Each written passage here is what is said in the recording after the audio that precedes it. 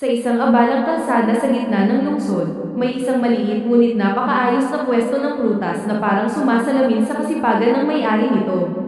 Si Amara Reyes, isang babaeng matapang, maabilidad, at puno ng determinasyon, ang nagmamay-ari ng tindahang ito.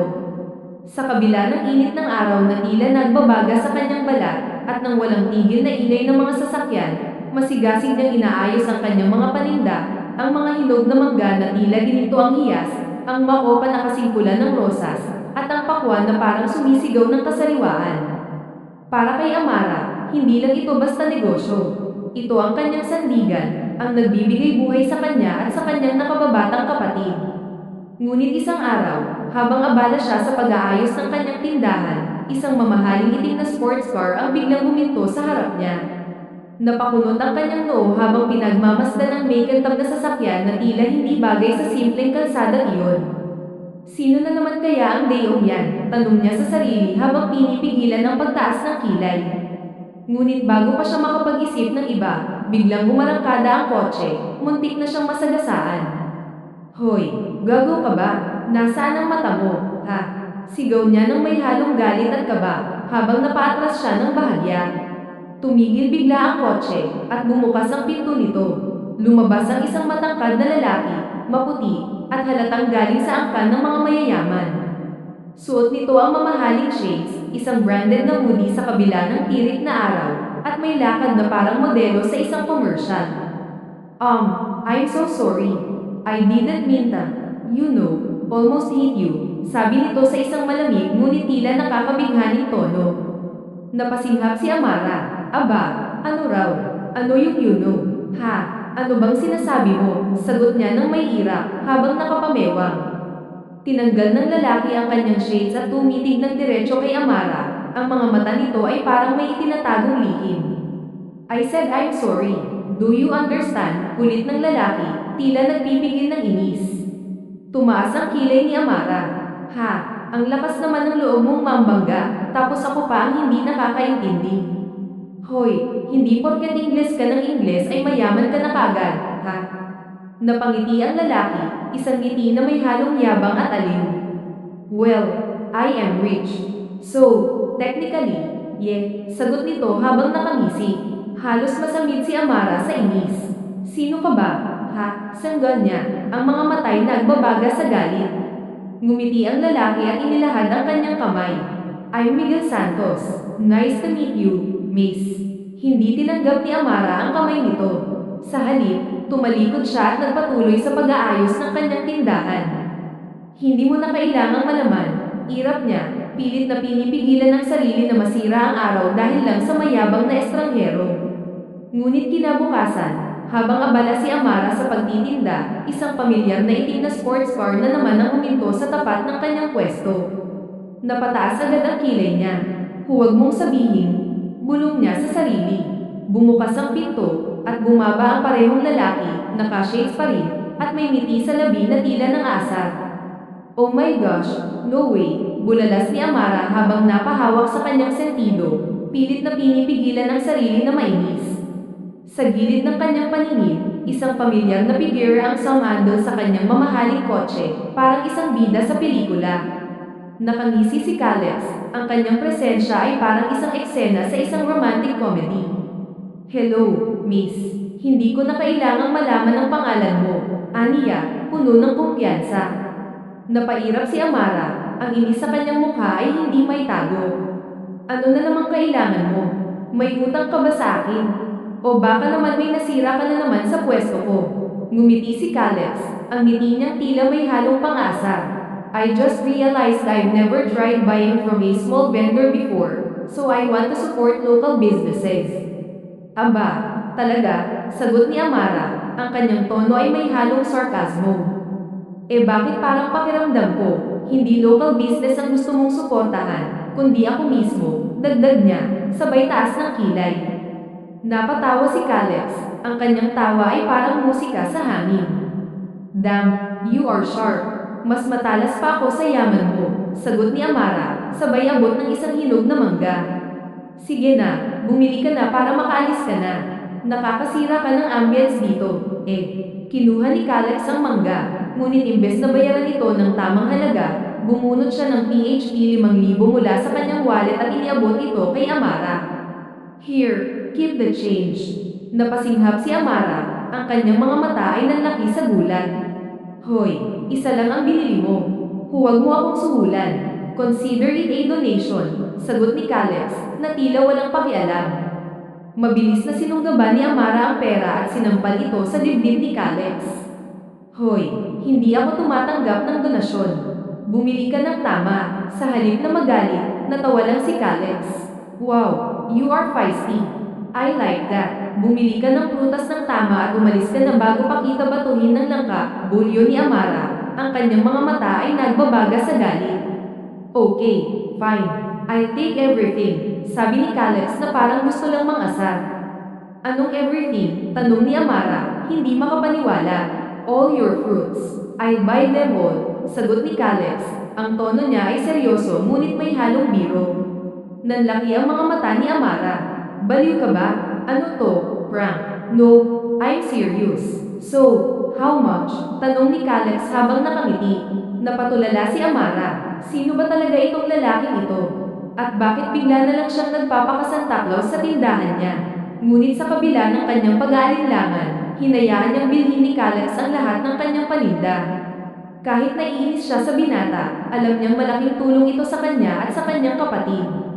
Pera ang kailangan niya, at kahit pa man may bahagyang inis siya rito, hindi niya iyon tinanggihan. Ang viral post. Isang araw, habang abala si Amara sa pag-aayos ng kanyang mga paninda, nilapitan siya ng isa sa kanyang mga suki, ang mukha nito ay puno ng pananabik. Ate Amara, grabe, trending ka sa social media, sigaw ng suki habang hawak ang cellphone nito.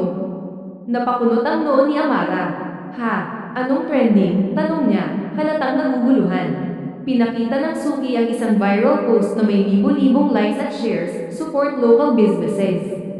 If you want fresh and high-quality fruits, check out this amazing stand in the city. Best fruits, best service, at Montenegro official. Nanlaki ang mga mata ni Amara habang binabasa ang post. Montenegro official, bulalas niya. Nag-scroll siya pababa at nakita ang isang selfie ni Calix, naka-shades pa rin, hawak ang mangga mula sa tindahan niya, at may caption na, Best mangoes in town, best tindera to. Halos mamatay si Amara sa inis. Montenegro, sigaw niya sa sarili. Ngunit kahit gaano siya naiinis sa binata, hindi niya may kakaila na malaking tulong ang nagawa nito. Dahil sa viral post ni Calix, dumagsa ang mga customer ni Amara. Doble kayod siya sa pagbebenta, at sa totoo lang, sobrang laking tulong nito sa negosyo niya. Pero hindi ibig sabihin noon na magpapasalamat siya kay Calix. Sa katunayan, lalo pa siyang naiinis dito. Ang muling pagbabalik ni Calix. Isang gabi, habang nag-aayos si Amara ng kanyang tindahan, biglang may humantong sasakyan sa harapan niya. Siyempre, sino pa ba ang ibang mayaman na magpapark sa tapat niya? Sigaw ni Amara habang itinuturo si Calix na pababa ng kotse. Ngumiti ang lalaki, ang ngiti nito ay parang nangaakit. Oh, someone miss me, sabi ni Calix, ang kanyang tono ay puno ng biro. Miss ka ng kaluluwa mo, sagot ni Amara. Anong katarantaduhan niyang ginawa mo, ha? Bakit mo ako pinost sa social media mo? Para saan? Bulyo niya. Nagkibit-balikan si Calix. Well, I figured you need some marketing. Marketing mong mukha mo, ni hindi mo man lang ako tinanong. At bakit ka nagpapakahero sa buhay ko? Galit na tanong ni Amara. Ngumiti si Calix at lumapit sa kanya, ang kanyang mga mata ay puno ng misteryo. I don't know. Maybe I just like seeing you annoyed. Natigilan si Amara Reyes, lalo na nang ngumiti si Calix at hinawi ang isang hibla ng buhok niya. Ang kanyang mga mata ay tila nang-aakit at ang simpleng kilos na iyon ay nagdulot ng kakaibang init sa paligid. You're kinda cute when you're mad, you know, aniya, ang boses niya ay parang mabiling musika sa hangin. Napalunok si Amara, pilit nilalabanan ang kakaibang pakiramdam na gumagapang sa kanyang dibdib.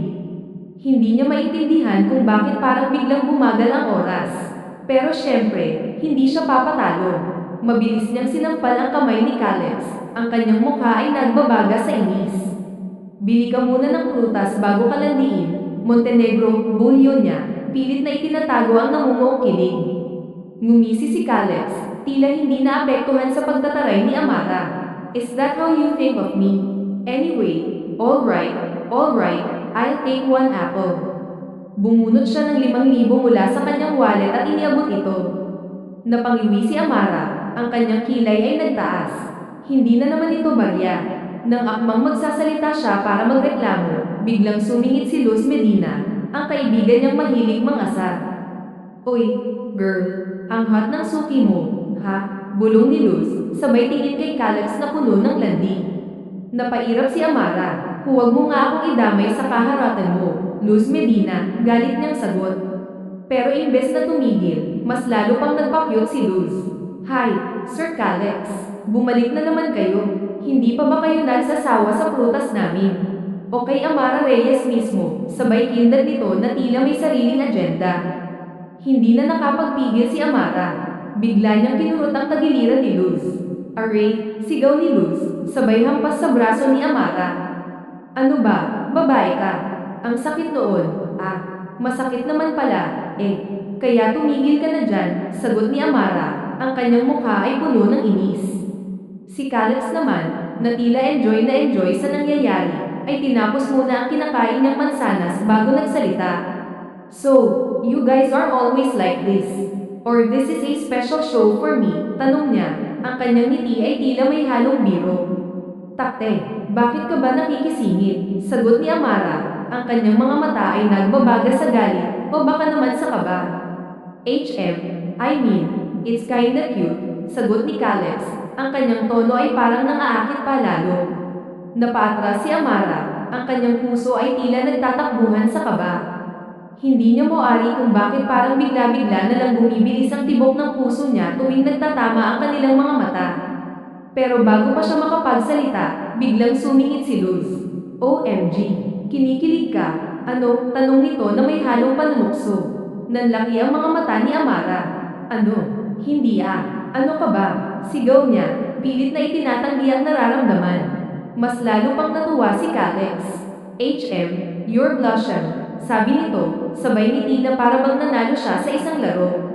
Halos gusto nang lunukin ni Amara ang buong pwesto niya sa sobrang hiya at inis. Napahalakhak si Calix at si Luz, habang si Amara naman ay halos gusto nang maglaho sa kakaibang kabog ng kanyang dibdib. Ang hating gabi, isang gabi, habang sinasara na niya ang tindahan, biglang bumalik si Calix. Ang kanyang presensya ay parang isang anino sa ilalim ng ilaw ng poste. Hey, tawag nito sa kanya, ang boses niya ay malalim at puno ng misteryo. Nagbuntong hininga si Amara. Ano na naman, Montenegro? Wala akong benta ngayon. Wala kang mabibili. Ngunit ngumiti lang si Calix, ang kanyang ngiti ay tila may dalang lihim. I didn't come here to buy fruits. Ano pang ginagawa mo rito? Tanong ni Amara, ang kanyang tono ay puno ng pagdududa. Nagtagal ang titig ni Calix sa kanya bago ito nagsalita. I just wanted to see you. Napatigil si Amara, ang kanyang puso ay tila tumigil sa pagtibok. At bago pa siya makasagot, tinapak ni Calix ang hood ng kanyang kotse at ngumiti. Good night, Amara Reyes. At tulad ng dati, iniwan na naman siya nitong tulala, iniwang gulo-gulo ang kanyang isip at damdamin. Pag-uwi ni Calix sa mansyon ng kanilang pamilya, agad siyang sinalubong ng pamilyar na lamig ng paligid. Hindi ito ang lamig na dulot ng air conditioner, kundi ang malamig na tensyon na tila nakalutang sa bawat sulok ng tahanan. Bagamat puno ng mamahaling huwebos at mga dekorasayon, tila walang kahit isang hibla ng init o pagmamahal ang naruroon. Sir Calix, pumunta na po kayo sa dining table. Kasama po ng mommy at daddy niyo, sabi ng kasambahay, ang boses nito'y magalang ngunit may halong kaba. Tumango si Calix at tahimik na dumiretso sa dining area. Pagpasok niya, bumungad sa kanya ang kanyang mga magulang na nakaupo na sa mahaba at eleganteng mesa. Ngunit sa halip na isang masayang hapunan, ang sumalubong sa kanya ay ang malamig na titig ng kanyang ama, si Senador Antonio Delgado, isang kilalang politiko na may reputasyon ng pagiging mahigpit. Sa tabi nito ay ang kanyang ina, si Olivia Delgado, na tahimik lamang na nagmamasid, tila nag-aabang ng susunod na mangyayari. Hindi pa man nakauupo si Calix, bumagsak na agad ang mabigat na sermon ng kanyang ama. Calix, malamig na simula nito, at doon palang alam na niya, patay na naman siya. Saan ka na naman nanggaling? Tanong ng senador. Ang boses nito'y puno ng awtoridad. Kalmado si Calix na umupo at sumandal sa upuan. Bayang fruits, sagot niya, walang bakas ng emosyon sa kanyang mukha. Naningkit ang mga mata ng senador. Bayang fruits, ulit nito, halatang hindi makapaniwala. Yan ba ang dahilan ng pagkawala mo buong araw? Sagot ni Calix, sabay kuha ng tinapay at walang pakialam na kumain. Napabuntong hininga ang senador at marahas na ipinatong ang kubyertos sa kanyang plato. Alam mo, Calix, hindi ko talaga maintindihan kung bakit mo sinasayang ang oras mo sa mga bagay na walang kwenta. Ngunit nagkibit-balikat lang si Calix. Fruits are healthy, Dad. I'm not talking about the fruits. Sumabog ang boses ng kanyang ama. Ang galit nito'y ramdam sa bawat salita. I am talking about you. Wala ka bang ibang alam gawin kundi maglakwatsa, gumastos ng pera, at umasta na parang walang direksyon ang buhay mo? Habang ang ibang anak ng mayayamang pamilya ay nag-aaral sa mga Ivy League schools o tumutulong sa negosyo ng pamilya nila, pero ikaw, bumibili ng prutas. Nanatiling tahimik si Calix. Sanay na siya sa ganitong eksena, ang walang katapusang pagkukumpara at pagkadismaya ng kanyang ama. Sa paningin ng senador, isa siyang malaking pagkukulang. At sa pakiramdam ni Calix, kahit anong gawin niya, hindi siya kailanman magiging sapat. Napansin naman ni Olivia ang tumitinding tensyon kaya agad itong sumingin. Victor, let's eat first. We don't need to talk about this now, sabi nito. Ang boses niya ay mahinahon at puno ng pakiusap. Ngunit hindi natinag ang senador. No, Olivia, kailangan na naming pag-usapan ito ngayon, sagot nito, ang mga matay muling bumaling kay Calix. Diyos ko, Calix, kailan mo ba balak ayusin ang buhay mo? Kailan ka ba titigil sa pagiging pabigat sa pangalan ng pamilya natin? Sa pagkakataong ito, nanatiling tahimik si Calix.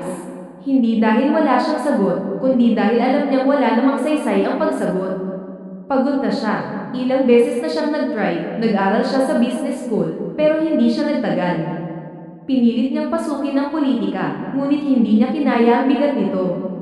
Sumubok siyang magtrabaho sa kumpanya ng pamilya nila, pero kahit na anong gawin niya, palaging mali ang tingin ng ama niya. Sa huli, tumawa na lang siya ng mahina, isang tawang puno ng hinanakit. Umiling si Calix. Of course, same script, different day, bulong niya. Tumayo siya mula sa mesa at kinuha ang coat niya. Saan ka naman pupunta, Calix? Kada rating mo lang, tanong ng ina niya, ang boses nito'y puno ng pag-aalala. Ngumiti si Calix, ngunit halatang walang emosyon ang ngiting iyon.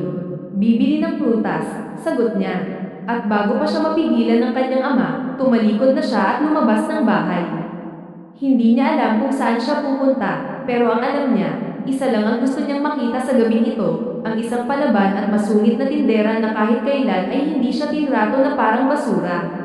Pagdating ni Calix sa pwesto ni Amara Reyes, madilim na ang gabi. Ang tindahan ay sarado na, at wala na ang babaeng palaging sumisigaw sa kanya. Napakunot-noo siya at naglakad-lakad sa paligid, umaasang makita ito.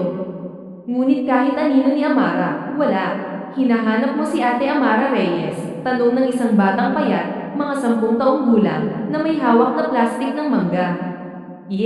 Sagot ni Calix, sabay lumod upang pantayan ng bata. Alam mo ba kung saan siya nakatira? Opo, sagot ng bata, ngunit napatingin ito sa kamay ni Calix at muling bumalik ang tingin sa mukha niya. Tila may hinihintay, napairap si Calix. Alam na niya kung ano ang ibig sabihin ng bata. Mabilis siyang bumunot ng 100 piso mula sa kanyang wallet at iniabot dito. Ayan, wow, ang yaman mo nga talaga, kuya, sabi ng bata, ang mga mata nito'y kumikislap sa tuwa. Of course, now, tell me where she lives, sagot ni Calix, halatang walang pasensya. Mabilis na itinuro ng bata ang isang eskinita. Doon po, yung bahay na may asul na pinto. Tumayo si Calix, tinapak ang ulo ng bata, at walang lingon-likod na tinungo ang direksyong itinuro nito. Nang makarating siya sa bahay ni Amara Reyes, bigla siyang nakaramdam ng kaba. Hindi niya alam kung bakit siya naroroon. Hindi rin niya alam kung anong sasabihin niya. Ang alam lang niya, ayaw niyang umuwi sa bahay nila. Tumikip siya at kumatok sa asul na pinto. Maya-maya, bumukas iyon at tumambad sa kanya si Amara Reyes, nakapambahay, gusot ang buhok, at halatang bagong hilamos. Sino yan? Hindi na natuloy ni Amara Reyes ang sasabihin nang makita niya si Caleb sa mismong harapan niya, sa mismong labas ng kanilang bahay. Kaya naman mabilis niyang sinara ang pinto. Napatulala naman ang binata. Did you just slam the door in my face? Bulong niya. Kumatok siyang muli. Hoy, Amara Reyes. Ano? Anong ginagawa mo dito? Sigaw ng babae mula sa loob. I was in the neighborhood. Sagot niya habang nakangisi. Huwag mo akong pinagluloloko. Wala kang kakilala dito. Napahagijag si Caleb. Ang cute talaga nito kapag galit. Kumatok siyang muli. Come on, Amara Reyes, let me in. Bakit nga? Nag-isip si Caleb ng magandang dahilan. Sa huli, sinabi na lang niya ang totoo. Wala lang.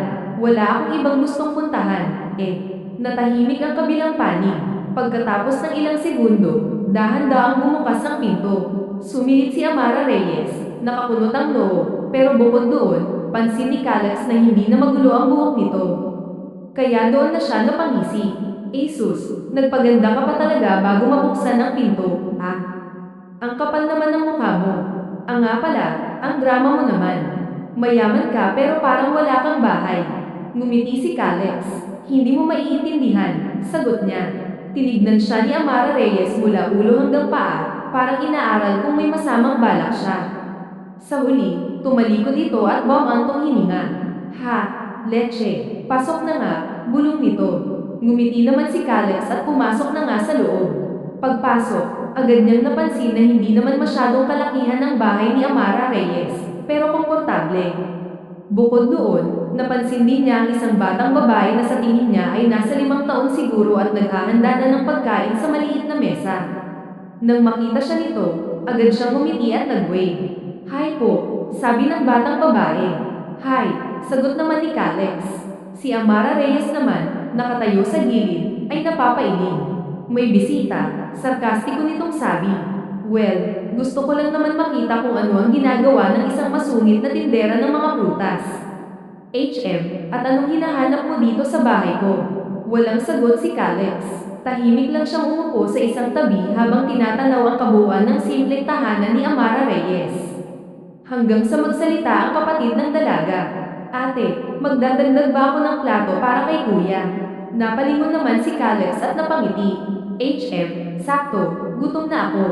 Totoo iyon dahil 2 subaw lang siguro ang nakain niya kanina bago siya umalis.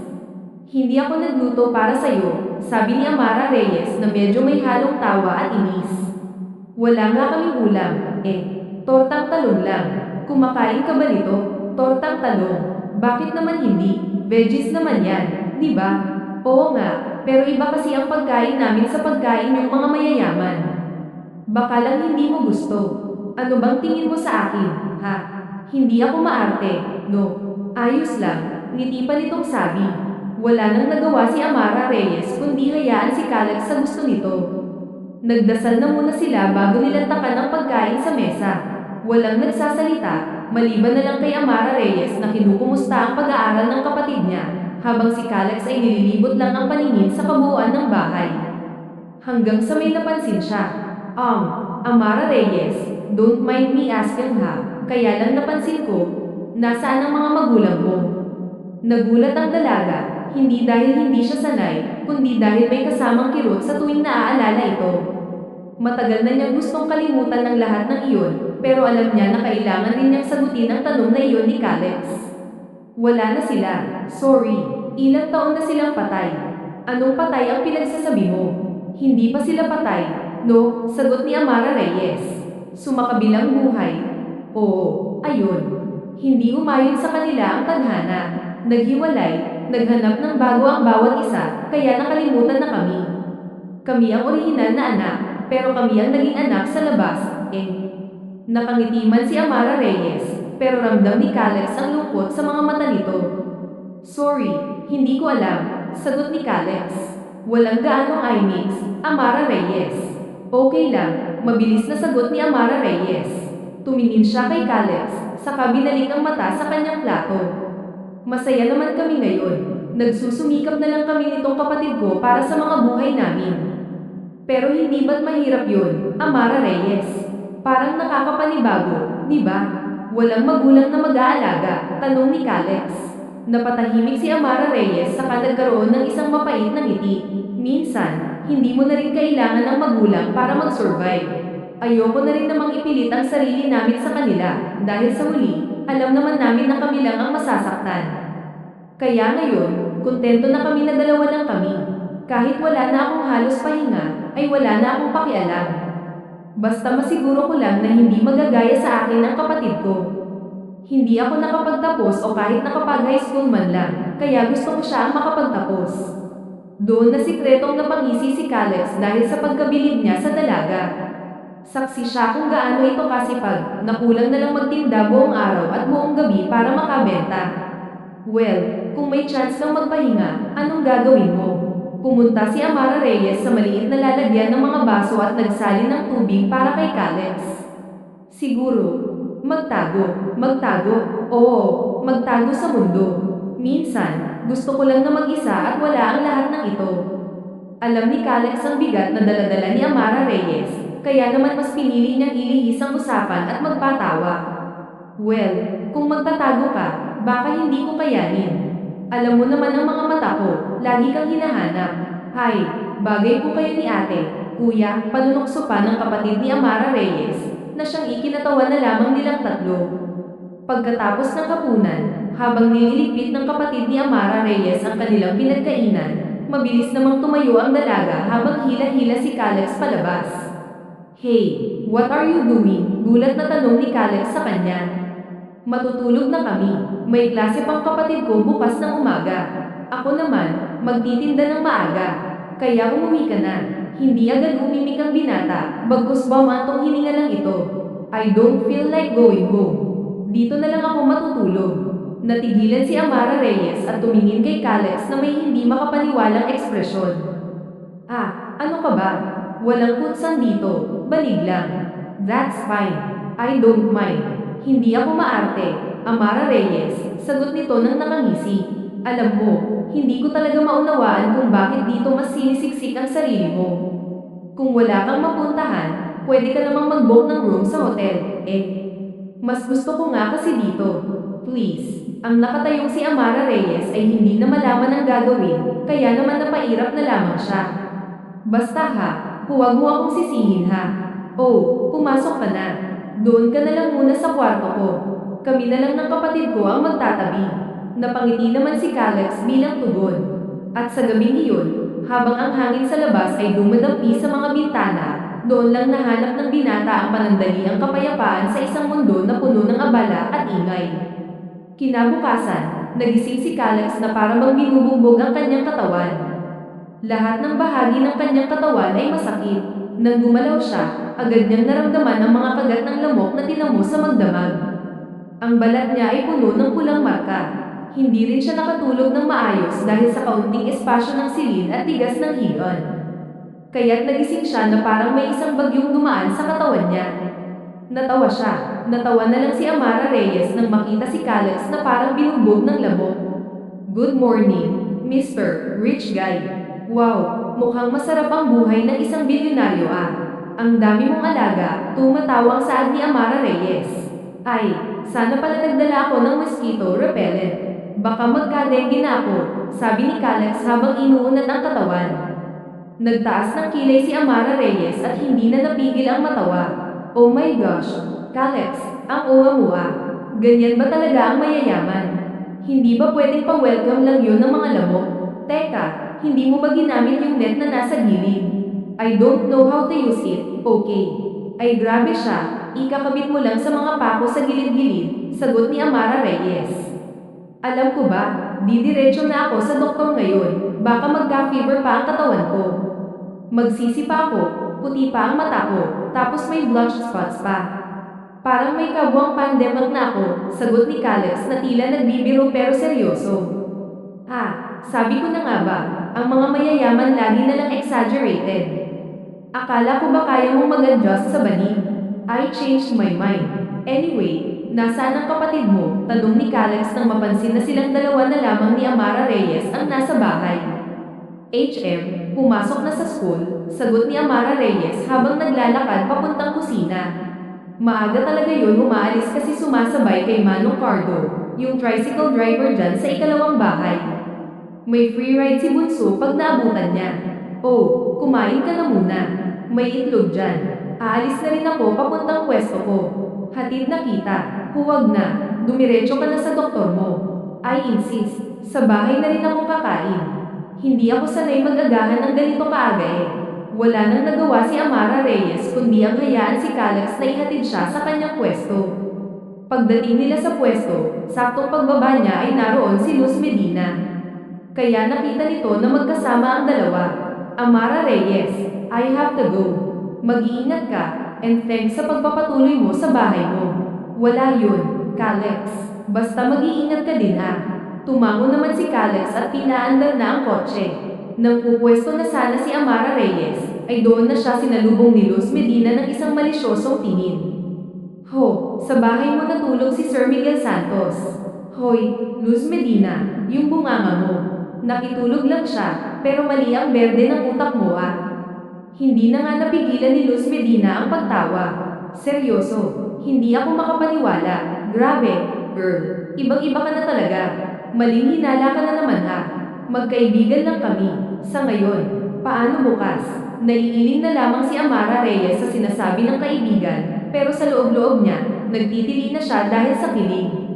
Sa kabilang banda naman, habang papunta si Calex sa ospital, hindi niya maiwasang mapangiti mag-isa.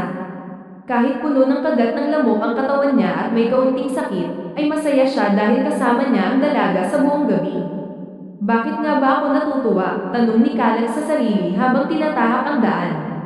Pagkatapos niyang magpa-check sa ospital, walang nagawa si Calex kundi ang umuwi. Bagamat maayos na ang pakiramdam niya, nagpatuloy pa rin ang kanyang alalahanin. Nang nasa labas na siya ng kanilang bahay, pagpasok pa lang ni Calex sa bahay ay agad na siyang sinuntok ng kanyang daddy. Anong klaseng anak ka ba ha? Pumunta ka sa bahay ng isang tindera. Wala ka na bang disiplina? Galit na tanong ng kanyang ama. Nagulat si Calex sa ganoon, pero sa sandaling iyon ay hindi na rin niya mapigil ang sumagot. Ano bang problema mo, Dad? Anong problema ko? Walang iba kundi ikaw. May nakakita sa'yo. Nagpunta ka raw sa bahay ng isang tindera, at kung hindi ko pa nalaman, wala na. Hindi ka ba nahihiya? Anong klaseng imahe ang binubuo mo? Dad, bakit ganito na lagi ang reaksyon mo? Kahit may gawin man akong mabuti o wala, ganyan pa rin ang pinapakita mo sa akin. Kailangan mong maintindihan na hindi bagay sa iyo ang makipagkaibigan sa ganoon lang, sa mga tindera at mga tao sa kalye. Ang pangalan natin, hindi pwedeng masira dahil lang sa mga kalokohang ganyan. Kalokohan, I don't see anything wrong with what I'm doing, Dad. Amara Reyes is nice. Wala kang ang ginagawang masama, pero sa mga mata ng iba, meron. Isang kahiyan itong ginagawa mo, Calex. Naaawa ka na ba sa mga taong ganoon? Ano ang magagawa ng isang tindera sa buhay mo, ha? Hindi ka makikinabang niyan. Ramdam ni Calex ang inis at pagod, kaya hindi na lamang siya nakipagtalo pa. Alam niyang wala siyang magagawa sa galit ng ama, kaya tumahimik na lang siya, umalis, at tumungo sa kanyang kwarto. Kinabukasan, hindi na muna. Pumunta si Calex kay Amara Reyes, lalo na iniisip niya muna ng mabuti ang galit ng kanyang ama. Isang araw, habang abala si Calex sa pagbabasa ng ilang reports, may dumating na bisita sa bahay. Ang bisitang iyon ay ang anak ng kumpare ng kanyang daddy, si Sofia Cruz, isang babae na maganda at matalino. Calex, meet Sofia Cruz, sabi ng kanyang daddy, habang si Sofia Cruz naman ay lumapit sa kanya. Si Sofia Cruz, anak siya ng kumpare ko. Alam mo na, we've been planning some things together, dagdag pa ng kanyang ama. Nice to finally meet you, Calex. I hope we get along, nakangiting saad pa ni Sofia Cruz. Nagpakilala naman si Calex at binati si Sofia Cruz, pero hindi pa rin mawala sa isipan niya ang isang bagay na ipinahayag ng kanyang daddy pagkatapos nilang magkausap. Teka, Dad, anong ibig mong sabihin? Tanong ni Calex na medyo naguguluhan. Well, we are planning a dinner for Saturday. Magsasama ang pamilya natin at ang pamilya ni Sofia Cruz para pagplanuhan ang kasal niyong dalawa. Sa mga susunod na linggo, magkakaroon tayo ng engagement party. Wait, what? Kasal? Hindi makapaniwalang tanong ni Calex sa ama.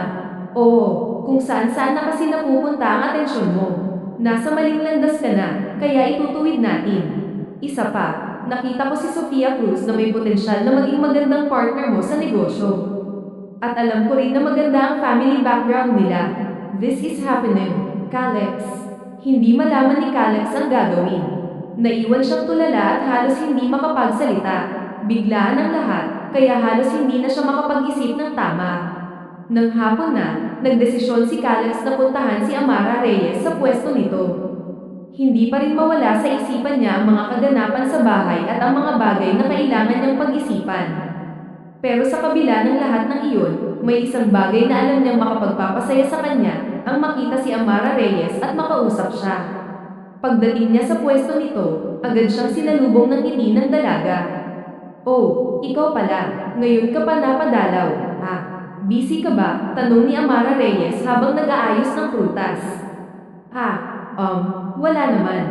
Gusto lang kitang makita. Saka masyadong pressured sa bahay, nauutan niyang wika.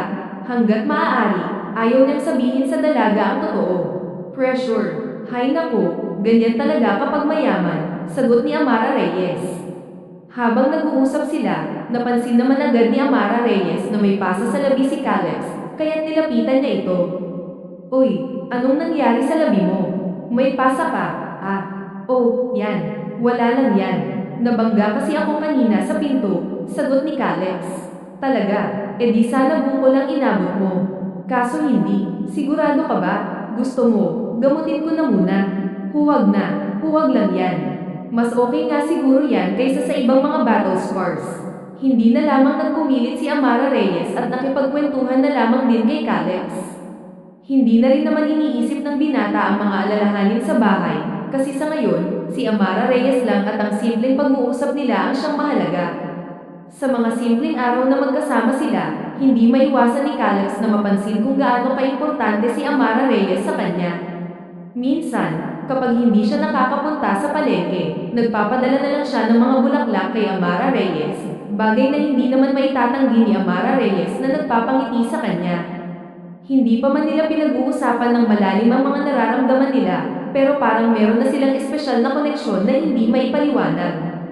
Isang araw, dumaan si Calix sa pwesto ni Amara Reyes. Pagkabukas pa lang ng kotse niya, agad na siyang sinalubong ng yakap ni Amara Reyes. Saglit lang iyon, dahil maski siya ay hindi rin alam kung bakit niya iyon ginawa. Sorry. Nabigla lang ako. Nga pala, sakto rin na dumaan ka. Sabado ngayon at balak kong huwag pangwesto bukas dito sa palengke. Magpapahinga ako ng isang araw. That's good to know. Kailangan naman talaga natin lahat ng pahinga, sagot ni Calix. Actually, gusto ko sanang imbitahan ka ng dinner sa bahay ko mamaya. Wala ka bang gagawin? Magluluto ako ng adobong baboy, sabi ni Amara Reyes. Nagulat si Calix. Gusto niya ang ideyang iyon, pero alam niya na may bisita sila mamayang gabi sa bahay nila. Pero sa kabila ng malungkot na isipin, pinilit niyang ngumiti. Wow, adobong baboy. Mukhang mabubusog pala ako mamayang gabi. Masarap ka pa namang magluto. Oo naman. Hindi lang ako marunong magtinda ng prutas. Marunong din ako magluto, no? So kung gusto mo, pumunta ka na mamaya. Hindi ko alam kung anong oras ka pwede, pero maaga naman akong magtatapos magtinda. Sounds perfect. Sige, I'll be there. Pagkatapos ko magtrabaho, pupunta ako, nakangiting sabi ni Calix. Sa kabila ng pag-aalangan, ngumiti naman ng matamis si Amara Reyes. Habang papatapos na ang araw at malapit nang matapos ang trabaho ni Calix, nasa isip niya ang dinner kasama si Amara Reyes.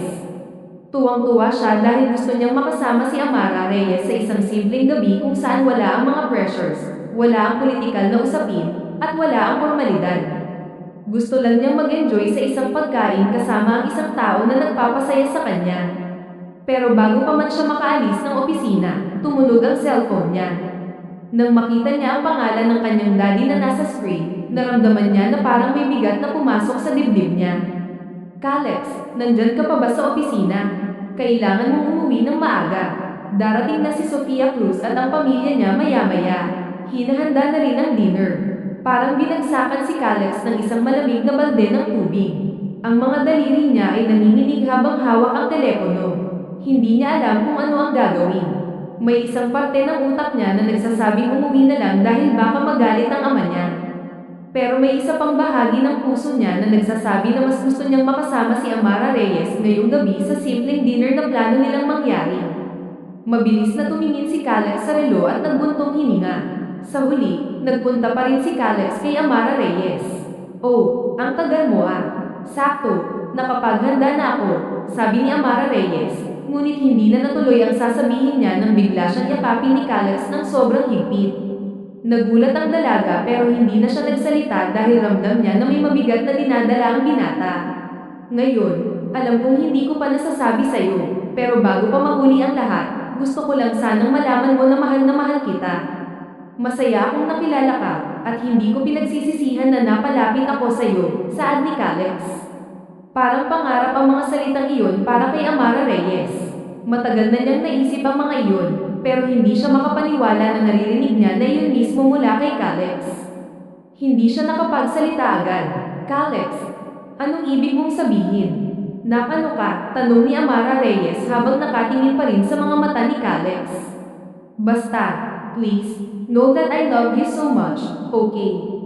Hindi yun magbabago kahit na anong mangyari, sagot ni Calix. Bago pa makapagsalita si Amara Reyes, naramdaman na lang niya ang mas mahigpit na yakap ni Calix. Hinayla siya nito palapit at naglapat ang kanilang mga labi. Nagulat si Amara Reyes sa biglaang paghalik ni Calix, pero hindi siya tumanggi. Tumugon siya, dahan-dahan man pero buong puso. Sa mga sandaling iyon, ang mundo ay umiikot lang sa kanilang dalawa. I really have to go, sabi ni Calix. Aalis ka na, saan ka pupunta? Hindi ka kakain? Tanong ni Amara Reyes. Busog na ako sa halik mo. Basta, mag-iingat ka, okay? Mahal na mahal kita, sagot ni Calix. Calix, hindi kita maintindihan. Akala mo ba kinikilig ako sa mga sinasabi mo ngayon? Hindi, naninibabaw ang takot ko. Ano ba? Para kang namamaalam. I'll be back. May aayusin lang ako. Sabay halik niya sa noo ni Amara Reyes bago tuluyang umalis. Habang nagmamaneho pa uwi sa mansyon, naramdaman ni Calix ang bigat sa kanyang dibdib. Sa mga sandaling iyon, hindi niya alam kung ano ang magiging epekto ng lahat ng nangyari sa kanila ni Amara Reyes. Hindi niya alam kung tama ba ang nararamdaman niya at kung magagawa pa ba niyang ayusin ang mga bagay-bagay. Why does it have to be this complicated? Tanong ni Calix sa sarili niya habang ang mga luha ay unti-unting dumadaloy sa kanyang pisngi. Pagdating niya sa mansyon, agad siyang dumiretso sa dining hall kung saan naroon ang kanyang mga magulang at ang pamilya ni Sofia Cruz. You are late, Calix, sabi ng kanyang ama. I'm sorry, Dad. May inasikaso lang ako sa office, sagot niya. Sige na, anak, maupo ka na sa tabi ni Sofia Cruz. Kumain na tayo, saad naman ng kanyang ina. Habang nagsisimula ang dinner, hindi nagsasalita si Calix. Lahat ng pinag-uusapan ng mga naroon ay tungkol sa mga plano para sa kasal, mga listahan ng mga bisita, mga detalye ng venue, at kung anong klaseng tema ang ibibigay sa kasal. Matapos ang dinner, nagpasya si Calix na maglakad-lakad sa garden ng mansyon upang mag-isip. Tumigil siya sa isang bench at pinahinga ang kanyang mga paa habang nakatingin sa mga halaman at sa malamlam na langit. Ilang sandali pa, dumating si Sofia Cruz at tumabi sa kanya habang nakangiti. Calix, nandito ka lang pala. Kanina pa kita hinahanap, panimula ni Sofia Cruz.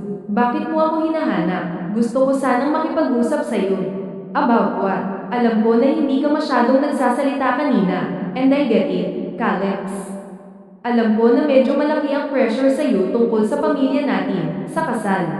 It's not just that, Sofia Cruz, sabi niya habang nakatingin sa malalayong halaman. Wala lang, parang ang hirap lang ng lahat. Yung mga nangyayari sa paligid, parang hindi ko kayang makisabay. Huwag mong gawin ganun ang lahat, Calix. I know it's not easy, but we can make it work, okay? I will be here. We're a team, remember? Tumingin si Calix kay Sofia Cruz at nagkaroon ng mahabang katahimikan sa pagitan nila. Sofia Cruz, maganda ka, and you have it all. Wala naman akong maipipintas sa'yo. Kaya lang, mahina ang boses ni Calix at tila nahirapan siyang ipagpatuloy ang kanyang sasabihin. Kaya lang, you already love someone. May iba ba, Calix? Hindi sumagot si Caleb agad. Gusto niyang sabihin, oo, ng diretso. Pero mabait si Sofia Cruz kaya hindi niya alam kung paano iyon sasabihin ng hindi masasaktan ang dalaga. Kasi kung may iba, I won't force myself into this marriage. Kung siya ang mahal mo, fight for her. Ayoko rin namang. May kasal tayo nang walang atensyon mo sa akin. Kasi I'm sure, hindi lang tayo magiging masaya, sabi ni Sofia Cruz. Nagulat si Caleb sa narinig at seryosong napatitig sa dalaga. Sofia Cruz, I'm so sorry. Kaya lang, hindi mo naiintindihan si Dan. Ang pangalan niya. So what, are you man enough to decide o natatakot ka pa rin? I respect your family, and so does mine. Pero kapag alam mong mali, dapat mong itama, sagot ni Sofia Cruz. Habang naririnig niya ang mga salitang ito, naisip ni Caleb na baka nga tamang oras na upang magdesisyon. Ang takot at pressure mula sa kanyang pamilya, lalo na sa kanyang ama, ay tila naging hadlang sa kanyang pag-iisip. Ngayon, pinipilit niyang alisin ito. Sa huli, hindi na napigilan ni Caleb ang kanyang nararamdaman. Yamakap siya kay Sofia Cruz ng mahigpit. I think you're right, Sofia Cruz. I've been so confused about what others expect from me, but I forgot what I really want. I want to be true to myself. I'm so sorry for making you feel that way, saad ni Caleb. Naramdaman ni Sofia Cruz ang bigat ng yakap ni Caleb, at sa sandaling iyon, parang nagkaroon ng clarity sa pagitan nila. Caleb, okay lang. Ang importante, nagsisimula ka ng mag-isip para sa sarili mo, sagot ni Sofia Cruz. Sa gabing iyon, humugat si Caleb ng lakas ng loob. Alam niyang hindi niya na kayang magpatuloy sa buhay na puro takot. Kaya haharapin niya na ang kanyang mga magulang. Nang pumasok siya sa dining room, kung saan nakaupo ang kanyang mga magulang at ang mga magulang ni Sofia Cruz, agad siyang nakaramdam ng bigat ng hangin sa paligid. Alam niyang malaki ang magiging epekto ng kanyang sasabihin, pero wala na siyang planong umatras pa. Dad, there's something I need to say. Ano yun? May ay dadagdag ka bang ideya sa kasal niyong dalawa ni Sofia Cruz? Tanong ng ama niya. No, walang kasal na mangyayari. Kung magpapakasal man ako, hindi kay Sofia Cruz. I can't do this. I can't go through with this marriage, sagot ni Caleb. Nakita niya ang reaksyon ng kanyang mga magulang, lalo na ng kanyang ama. What do you mean you can't do this? Tanong ng kanyang ama na parang nag-aalab na sa galit. You have a responsibility to this family, Caleb. You are not a child anymore. You don't get to make decisions based on your whims. I don't care, Dad. I'm not doing this because it's what you want. I love someone else. I can't marry Sofia Cruz when my heart is with someone else. Is this about that, Tindera? Is that who you are in love with? What do you expect from me, Dad? I am the one who put this family in its place. I didn't raise you to be this foolish. You will throw everything away for that woman. You know how hard we work for this position. Enough, Dad. I'm not some puppet you can control. This is not about power or status. This is about me and my happiness. Tumikim naman si Sofia Cruz na nasa likuran ni Caleb saka nagsalita. Senator Montenegro, please let him be free. Let him make his own choices. He's not a machine. He is your son. He deserves to live his own life, to love who he loves. Ngunit hindi pinansin ng senador ang sinabi ni Sofia Cruz at ibinalik lang ang tingin kay Caleb. I am your father, and I did everything for you to live the life I built. You are supposed to carry on the legacy, to marry for the good of this family. Don't you get it, Dad? Hindi ako masaya. This life is not mine.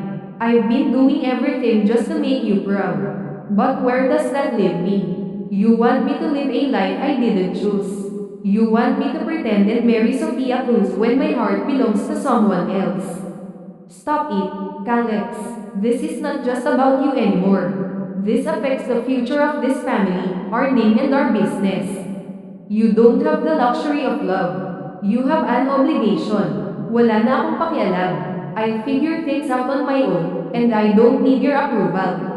Sige, umalis ka na. Doon ka na sa babaeng walang kwenta. Pero ito ang tatandaan mo, pagsisisihan mo ang araw na ito, banta pa ng kanyang ama. I might regret a lot of things in life, but I will never regret love on her. The only decision I can live with is this. I love someone else, and that is the truth. Matapos sabihin iyon, tuluyan nang umalis si Caleb sa mansyon. Hindi niya maipaliwanag, pero parang ang ganda ng kanyang pakiramdam ng mga sandaling iyon. Napangiti siya, at wala na siyang ibang naiisip kundi ang dumiretso kay Amara Reyes. Pagdating niya sa tapat ng maliit na bahay ni Amara Reyes, tumigil siya saglit upang mag-isip. Ang dilim ng gabi at ang lamig ng hangin ay hindi nakapagpigil sa kanya. Habang nakatutok ang mata niya sa pintuan, nakaramdam siya ng isang malaking pangako, isang pangako na tanging siya lang ang makakaako. Kumatok siya sa pinto, at hindi nagtagal, bumukas ito. Caleb, anong ginagawa mo dito? Nagtatakang tanong ni Amara Reyes nang makita siya. Kita niya ang pamumugto ng dalawang mata nito, halatang kagagaling lang sa pag-iyak. May adobo pa ba? Nakangising saad ni Caleb. Ang nakatayong si Amara Reyes, na naguguluhan, ay agad na paiyak at pinaghahampas ang dibdib ng binata. Pero hindi bumitiw si Caleb at niyakap lang ang dalaga ng sobrang higpit. I'm sorry. I'm sorry for everything.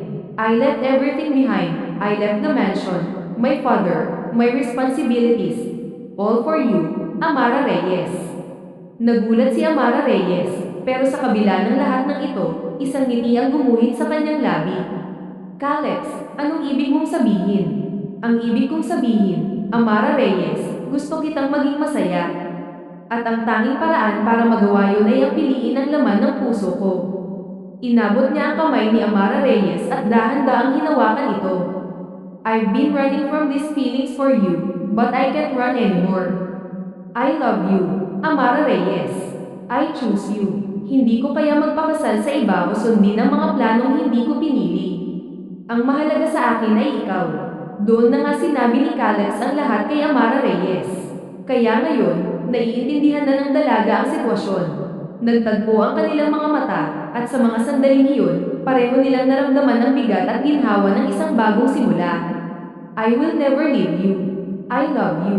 I'm sorry it took me so long to realize it, but now I'm here, and I chose you. Hindi na kinailangan ng mga salita upang mapagtanto nila ang tamang desisyon. Ang gabing iyon ay naging saksi sa simula ng isang kwento ng pagmamahalan, sakripisyo, at pagtanggap. Habang lumalago ang kanilang pagmamahalan, nagdesisyon sina Caleb at Amara Reyes na magsimula ng negosyo. Hindi sila nabigo, dahil ang negosyo nila ay naging matagumpay agad, lalo na dahil sa personal touch na inaalok nila. Si Amara Reyes, na may natural na charm at kasanayan sa pagtanggap ng mga tao, ang naging mukha ng tindahan, habang si Caleb naman ang nag-asikaso ng mga operasyon at pagpapalago nito. Inisip nila ang bawat detalye, mula sa packaging ng mga produkto hanggang sa serbisyo sa mga customers. Kaya't mabilis nilang nakuha ang tiwala at suporta ng mga lokal. Buwan pa lang mula nang magsimula sila, pero ang negosyo nila ay tumatanggap na ng mas maraming customers kaysa sa inaasahan.